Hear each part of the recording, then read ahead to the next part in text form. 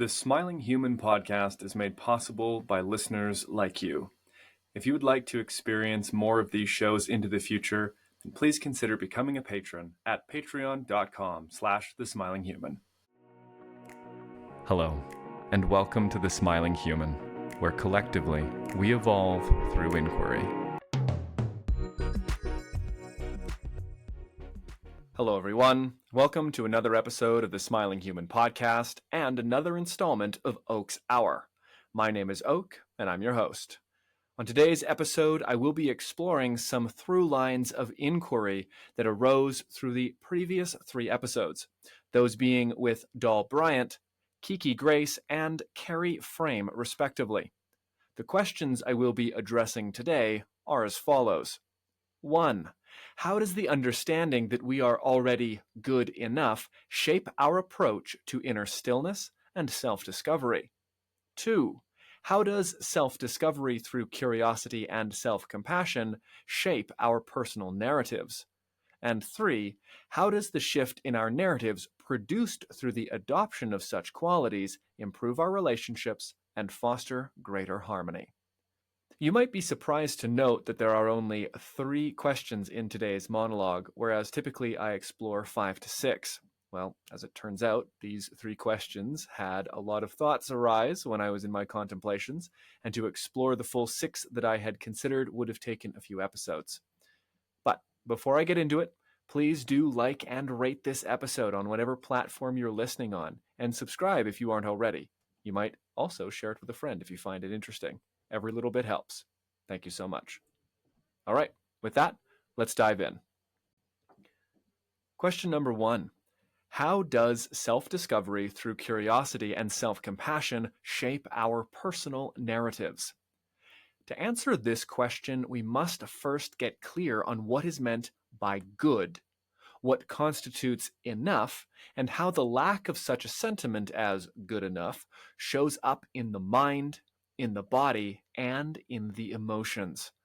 For those listeners who have been following along since the beginning, or to those of you who have read my book, the following will be an easeful reminder. For those listening for the first time, welcome.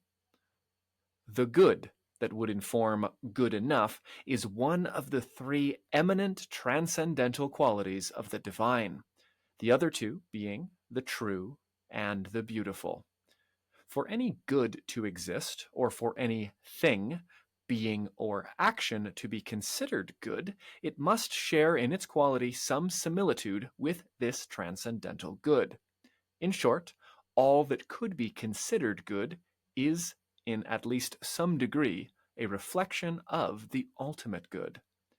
It is from the concept of transcendental or transcendent good that the field of ethics is born. How this connects to good enough will be made clear momentarily. Ethics is concerned with morality, the goodness or badness, the rightness or wrongness of action. Within this field, we are also concerned with evaluating the worthiness of actions. We have now taken one step further in clarifying good enough by introducing the notions of value via evaluation and worth via worthiness. Let us stay within the realm of ethics for the time being, and in doing so, let us expand on worthiness. This notion is seen primarily when assessing the blame or praiseworthiness of a given actor or agent based on their actions taken. If it can be said that one has committed a bad act, something that is morally wrong, then it can also be said that the one to have done so is blameworthy for their actions. There's a weight, an assessment of the act and what it means for and about the given actor or agent. In contrast, if an act is good, then by the same measure it and the actor are evaluated to be praiseworthy. Presumably, it's because it exhibits some aspect of that transcendental good. To summarize, then, for an act or actor to be good, they are evaluated or recognized as such as a result of the similitude to the transcendent good. This is taken to be valuable and thus worthy of praise. With this established, let us now turn to the concept of enough. An exploration of some synonyms will serve us by broadening our understanding of what is meant. Words like sufficient, satisfactory, acceptable, or adequate. By these words, we're left with a clearer notion of measure. Now, it ought to be noted that measure is a very close cousin to the notion of evaluation, which we have already previously encountered. This sense of measure, then, requires another piece before we can consider it complete for our purposes, and the piece missing is that of standard. Let's elaborate with a simple example. Imagine I have a ladder. This ladder is 6 feet tall. Is the ladder tall enough? Saying that the ladder is 6 feet tall is a simple statement of its qualities. However, if we are genuinely curious to know if it is tall enough, then we will require a standard, external to the ladder, against which we can compare. Let's say then that I have to change a light bulb on the exterior of my home, and that the light bulb is 10 feet above the ground. Being that I am above 6 feet in height, a 6-foot ladder would be tall enough for this given purpose. It's suitable or sufficient to the relevant standard set by the need. With this clarified, let's return to the question at hand. How does the understanding that we are already good enough shape our approach to inner stillness and self-discovery? We will take two roads through this inquiry. On the first, we will accept the notion of being good enough already and explore therefrom. In the second, we will reject it and examine the consequent differences. In accepting that we are already good enough, what are we really taking to be true? It could be that we're saying that there is a measure for good that needs to be met and that we have met it, or that there is no measure and that our nature as beings is sufficient for any purpose of inner discovery that we might desire to pursue. What strikes me most when assuming that there is a measure that we've met are these questions. 1. What standard are we aiming to attain and measure ourselves against? And 2. If the standard is met, what does its attainment grant us?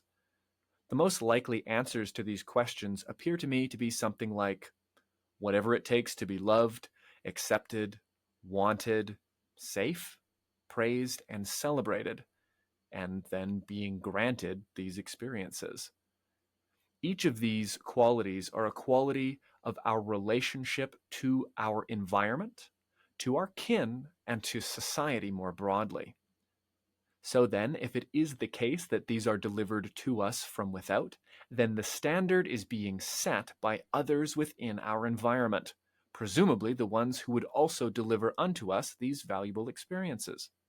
It's clear to me that this could only be true for part of the time, as many of these aforementioned aims can be met from within. Assuredly, not all aspects of our yearnings are self-satisfiable, as we are innately social creatures, but the fact that some of them are able to be met by self means that we have the ability to adjust the standard by which we judge ourselves as lovable, worthy, wanted, and good. Perhaps even we may adjust this to the point of unconditionality. What might happen if we dissolve the standards we've made for ourselves to be lovable, accepted, and good? Well, any of those pieces of us that previously fell short of the historical standards would then exist well within the parameters of acceptability and lovability. More of our authentic humanness would cross the bridge that spans the gap from exiled, denied, and rejected to loved and lovable wholeness. This generates ease, openness, and wellness, as the rejections, previously held, would have signaled to our system that something is wrong. And this does not serve the goal of growth when perpetuated by contrived notions of what constitutes good enough. This kind of rejection actually precludes the revelation of a deeper primal knowing from occurring, as such open sensing is only possible from a state of receptive ease. That is, receptive to who and what we are as we are, Therefore, in accepting our goodness as presuppositional, that is to say, assuming it unconditionally, we support the kinds of states that allow for genuine self discovery and revelation to take place. When all parts are allowed and welcome, only then can their wisdom inform us with their innate vitality. This then leads us smoothly to our next inquiry. How does self-discovery through curiosity and self-compassion shape our personal narratives? Let's attend to the defining of the following terms in order to answer this question: discovery, curiosity, and compassion. Discovery. We will take it in its verb form, to discover, which is both the act of seeking and finding something previously unknown. I would put forward the idea that within the realm of inner work, all discovery is valuable. Next, curiosity. We will take this to be the state of being, a frame of mind centered on inquiry and a desire to know or to experience. Furthermore, curiosity rests on the foundation of humility. That is to say, it rests on a recognition of some meaningful ignorance whose alleviation is desirable.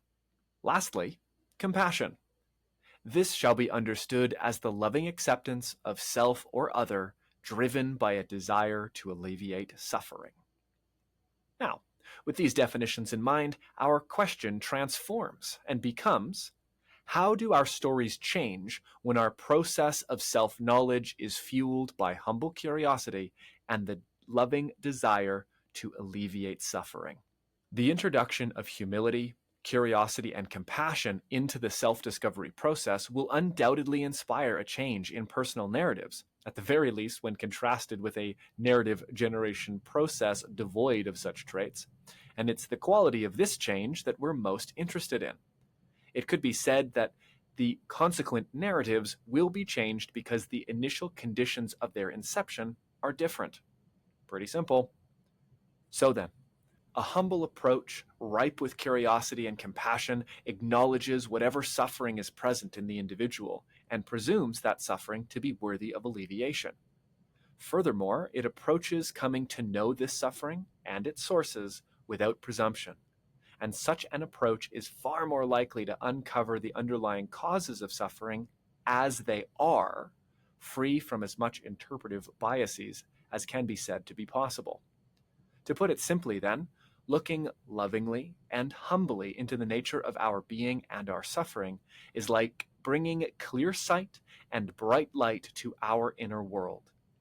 That which is can be seen clearly, and as a result of this clear seeing, we can be empowered into action based on a more truthful assessment of what is happening. This alone is bound to produce a more harmonious outcome than its opposite. It's this type of self-discovery and narrativizing, also known as story-making, that is empowered by the quality of spaciousness and deep listening. Because curiosity does not presume to know, and thus comes with the space and desire to receive insight. This brings us nicely to our third and final inquiry of the episode. How might these qualities and the narratives they generate improve our relationships and foster greater harmony? At this point, it must be said that the distinction between worldview and self-view is a false one. The entirety of our conceptual framework is a continuous whole, and it comprises self-conception, meaning, worldview, expectations, and all of our interpretive biases. It is not possible to extricate one's sense and understanding of self from one's sense and understanding of the world. This point is essential to acknowledge because it underpins the means by which the quality of our relationship to self, or our beingness, influences our relationship to others and the world. Struggle, strife, suffering, and ignorance are human universals, and thus can be considered to be personal and transpersonal phenomenon. As such, as one begins to cultivate and nurture a compassionate curiosity towards these states in self, so too does their capacity to relate to them in others improve. That is to say, the greater compassion we have for our own shortcomings, ignorances, and failures, the easier and more natural it is to receive others in their foibled wholeness with grace. These aspects of self that, when rejected, constrain the flow of awareness and life through the body, likewise constrain the reciprocal exchange that characterizes relationship. When rejecting parts of our own humanity, there can be no ease within. When rejecting pieces of another, there can be no ease between. This lack of ease is the antithesis of harmony. We can call it dissonance, tension, or unease, and yet still know it as resentment, shame, blame, condemnation, despair, or malice. Rejection is denial, and to deny the truth of what is happening within you or someone else is to champion a thought over reality. What exactly do I mean by this? Championing a thought over reality. I mean that in rejecting or denying the truth that you or another are experiencing some quality of their being, you are prioritizing thoughts such as, it shouldn't be this way, I don't want this, or this is ridiculous, over the lived experience and factual instantiation of the lived experience that you or this other is having. Please do note that the narrative that follows from specific qualities of experience can be rejected while still accepting the fact that the experience exists. Denial generates dissonance, and nature strives for harmony. Thus, in opening to an authentic, accepting view of what is for you and for others, you align yourself with the veritable way of nature, and thus with the pathway most inclined to support life. By avoiding the subterfuge generated by denial or condemnation, we are left with the real, or the really real, the source from which and on which all truthful discovery rests and flows. Curiosity magnetizes consciousness to the real, as that which is true is granted the requisite spaciousness to be known only when presumption is dropped. There's a meaningful point of confluence that calls to be acknowledged at this point, and this is the mutuality of the real and the authentic. When we say authentic, we might also mean genuine, real, true, or accurate, all of which denote validity and truthfulness. I would posit that that which is truthful and valid is primary in value, certainly as it relates to our journey of self-knowledge and self-compassion, as well as in shaping the quality of our relationships to the world. The subtlety and nuance that, when known, would make a clear distinction between truth and falsehood can make itself known only through the spaciousness of inner quiet. This quiet is the space within which all else is seen, experienced, and known. It is distinct from all the contents of consciousness as it's the backdrop to them, the arena of experience. How does one even begin to find this quiet or parse it apart from the variegated tapestry of sensorial happenings that pass through the mind? A deep and curious listening, and a desire to know that which is beyond or between one's thoughts and experiences will go a long way in easing access to this inner quiet. Trusting that it's there and that it is safe to see, to feel, and to hear whatever might be alive inside is also a must. Fear is often the most common culprit for our acts of denial and condemnation. However, fear, just as that which is feared, is an experience within the greater realm of conscious being. It is no more primary than a thought or an idea, although it can be a hell of a lot louder. Awareness is primary, and the following invitation is to you, dear listener. Have you ever wondered what it would be like to treat all parts of you, all thoughts, as equal in their fundamental sense? Have you ever wondered what it would be like to be the witness rather than the judge of all that moves through the vast sea you call yourself and mind? To conclude, then, we have explored how our presumptions of value can generate false standards by which we measure our worth. These standards we have seen to be dissolvable and can give way to a spacious witnessing and acceptance that can also be known as loving compassion. We saw too that suffering is a human universal, and when we acknowledge its root, ignorance in the form of false ideas or a lack of connection to truth, we empower ourselves into liberation. This connection to truth liberates us from suffering, as well as promotes greater harmony in our relationships as a direct result of its primacy within this conscious universe. Awareness, the vast sea of consciousness, the sense of great quiet, is and always will be more true and more real than any thought or any idea. And any idea that presumes to be primary will, if believed, generate tension, dissonance, and dis-ease. You are this consciousness, and you have the power in each moment to return to this well of awareness, to occupy the seat of the seer or the witness, and to return untarnished by the ignorance and enthusiastic machinations of the mind. To close this episode, I wanted to try something new, which is a brief meditation. If you are driving or operating heavy machinery, please consider pausing before engaging in this meditation and come back when you can fully be present. All right, friends, I'll invite you now to take a nice, deep, full breath into the belly, filling the body, filling the chest, landing where you are, exhaling slowly and softly.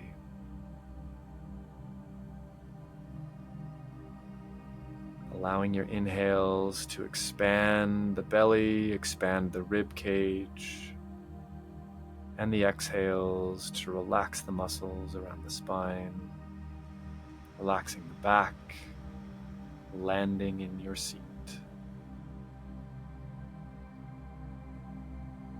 Continue this slow breath in all the way, out all the way, with no breaks at the top or the bottom. If you haven't yet already closed your eyes, I would invite you to do so. And in doing so, I invite you to follow your breath to your center.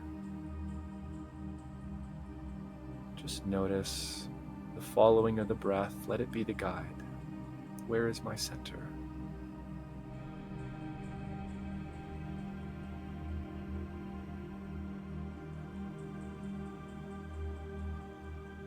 And when you make contact with this center, you're going to breathe in fully to that center, like a welcoming invitation and a returning home. Exhaling softly, relaxing.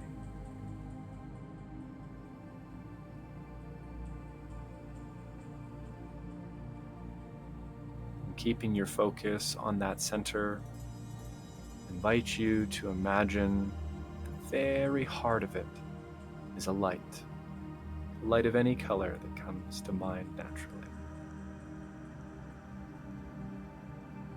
When this light becomes clear, I invite you to imagine that your inhales grows the size of the light, and the exhales make it a little bit brighter. Inhaling, expanding that light ever so slightly. Exhaling, growing in luminosity. Repeat this with the natural flow of your breath.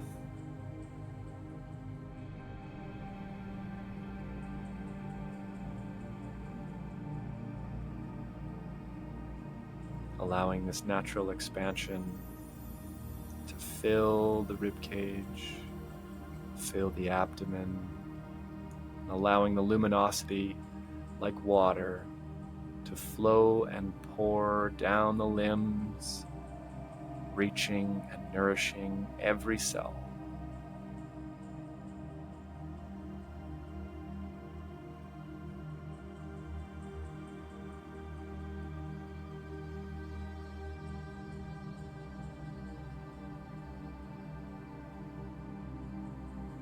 This light is the light of you, the light of your being.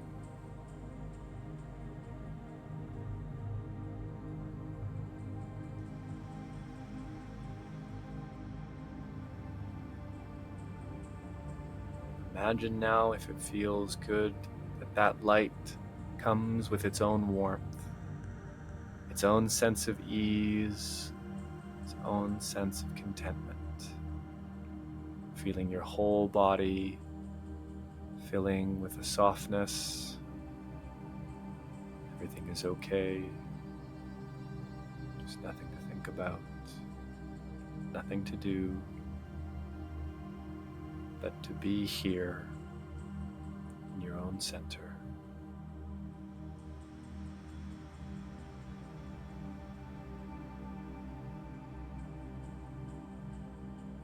As contact with your center remains pure and clear, I would invite you now to seed that center with a drop of gratitude, a drop of joy.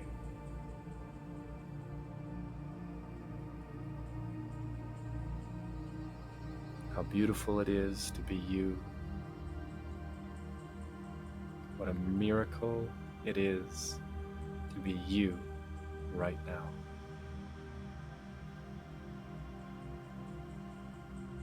And just like the luminosity grew and expanded, allow your inhale to grow that sense of gratitude just a little bit.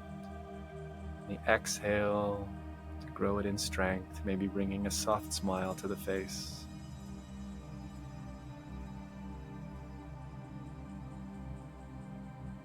Giving thanks for this sensation of being alive.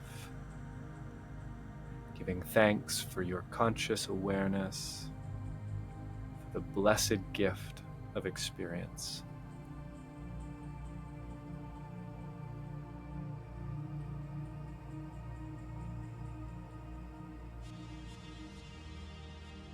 And feel, if you will, the same gratitude expanding out to fill the whole cavity of the chest, to touch all the organs down into the belly,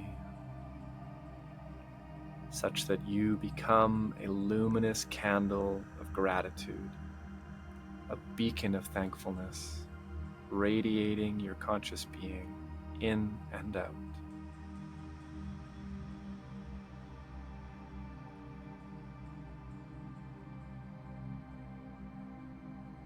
If it feels right, you may bring a hand or hands to that center, wherever you find it on your body,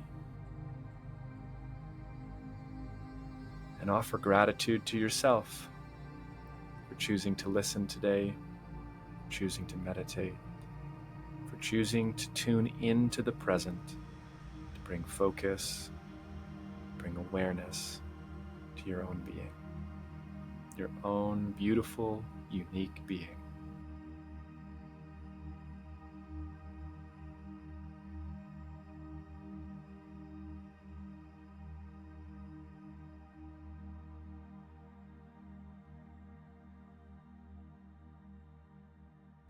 And as it feels natural, you can open your eyes and to return to your space as you are. Thank you for your receptivity. Thank you for your trust. And thank you for the light that is your heart. May all beings everywhere be happy and free from suffering. Thank you. And that concludes this episode of the Smiling Human podcast. Thank you so much for listening. But before you go, I have 2 invitations for you. The first invitation is to receive a free gift. I've created a free insight journal. This is a 30-day self-reflection and introspection journal that you can download at no cost in the description below. Go have a look and join the journey.